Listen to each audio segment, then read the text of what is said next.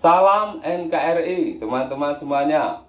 Ketika saya mendengar omongan Mahfud MD, saya langsung teringat apa yang pernah dikatakan oleh Hotman Paris pada saat sidang sengketa hasil pemilu di Mahkamah Konstitusi yang lalu. Para ahli yang dihadirkan oleh 01 dan 03 bukanlah ahli hukum, melainkan ahli nujum. Mahfud MD secara emosional menuduh fraksi-fraksi di DPR yang hanya memilih keputusan MA saja hanyalah untuk meloloskan Kaisang. Dari mana dia tahu itu kalau bukan ahli nujum, coba? Atau mungkin berdasarkan perasaannya saja. Yang lebih parah, dia juga mengeklaim bahwa Menkumham dan Mendagri, perwakilan pemerintah, agak tak setuju dengan DPR. Dari mana dia tahu hati seseorang? Dari mana dia tahu isi hati seseorang? Ini mah melebihi ahli nujum dan para peramal di seluruh dunia. Mereka saja tidak tahu isi hati seseorang. Mahfud, semenjak gagal jadi capres, kok jadi begini? Sudahlah, kalau begitu mari kita simak yang berikut ini. Nasional di dunia pengembangan hukum, harga DPR itu mahal sekali. Masa dijual dengan murah? Dengan tafsiran-tafsiran yang, maaf, kampungan seperti itu. Pak Mahfud, soal alasan DPR yang lain nih untuk tentang putusan MMA PUU nomor 70 itu, Pak. Itu kan alasan mereka sejauh ini alasannya antara lain karena terutama ada dua putusan lembaga peradilan terkait pilkada. Ada Mahkamah Agung dan ada Mahkamah Konstitusi.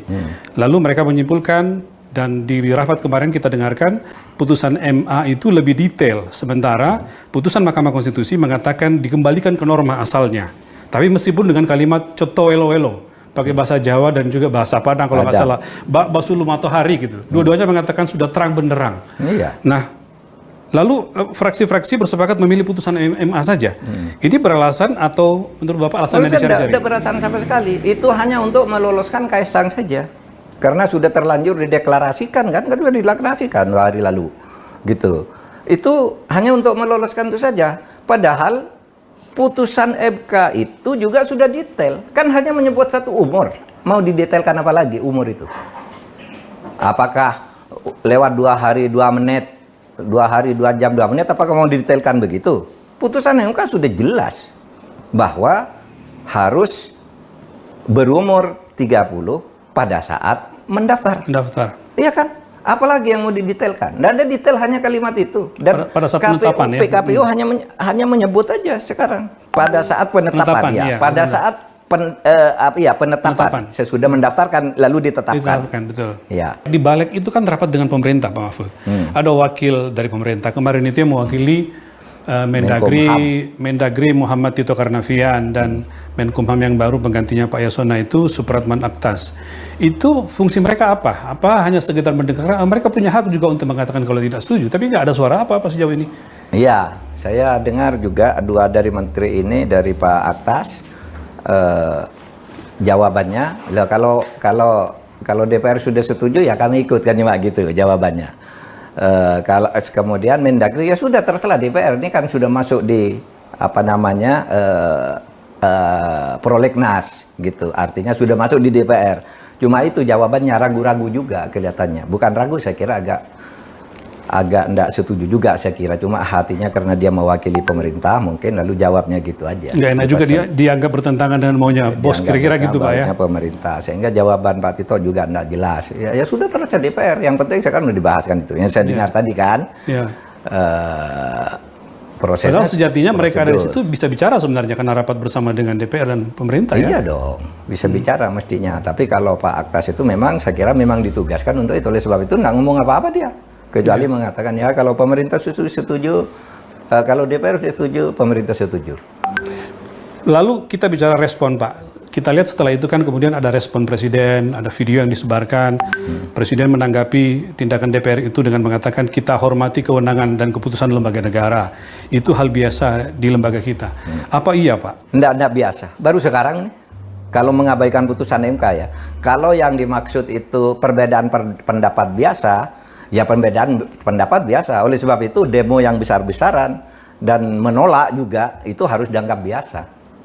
Tinggal adu kekuatan politik aja, karena ini bukan soal kebenaran hukum lagi ini moral gitu. Kalau kebenaran hukum, ya tidak ada yang melanggar apa yang disebut malah inse. Yang terjadi malah prohibita semua. Orang demo boleh, orang bersikap gitu kayak DPR itu gitu boleh. Itu tidak ada yang dilanggar. Orang demo tidak melanggar apa-apa. DPR berbuat begitu juga tidak apa-apa. Sekarang DPR melanggar etika dan moral serta substansi Undang-Undang Dasar, rakyat bergerak. Pertama, soal partai tanpa kursi bisa mencalonkan. Kalau buat saya sih sebetulnya kebablasan ya, keblinger itu. Karena sebetulnya aturan mengenai partai boleh mencalonkan itu sudah diakomodasi oleh undang-undang yang ada. Undang-undang itu kan maksudnya MK. Enggak, di undang-undang tentang pilkada itu ada aturan bahwa mencalonkan itu bisa dengan dua cara. Pertama dengan kursi, yang kedua dengan suara. Kalau dengan kursi syaratnya 20%. Kalau suara 25%. Jadi ngapain lagi tuh MK bikin angka-angka baru itu? Menurut saya itu keblinger ya. Yang kedua, MK ini juga aneh ya. Orang datang ke dia itu untuk minta fatwa. Masa dia kemudian, lah ini nggak usah difatwakan lagi, ini udah ceto welo-welo. Ini MK paling lucu menurut saya dalam sejarah Republik. Ya Anda itu ada karena orang tuh mau bertanya gitu. 3, ini sebetulnya menegaskan, kejadian ini menegaskan kepada saya bahwa MK ini memang harus direformasi. Harus ada revisi undang-undang MK, karena MK ini sudah kebablasan.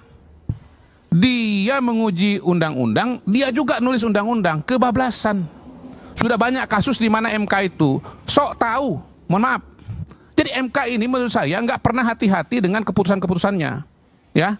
Ini MK harus direformasi. Tugas MK itu kembalikan saja menguji undang-undang terhadap undang-undang dasar. Kalau dianggap bertentangan dengan undang-undang dasar, tolak. Nah, itulah tadi ujung-ujungnya etika dan moral. Kubu sebelah memang rada-rada. Kalau sudah mentok, nggak bisa berargumen secara logis dan akademis, maka mereka akan mengeluarkan jurus andalannya, yaitu etika dan moral. Kayak mereka beretika dan bermoral saja. Nah, bagaimana menurut teman-teman semuanya? Terima kasih sudah menonton. Salam NKRI. Hurrah!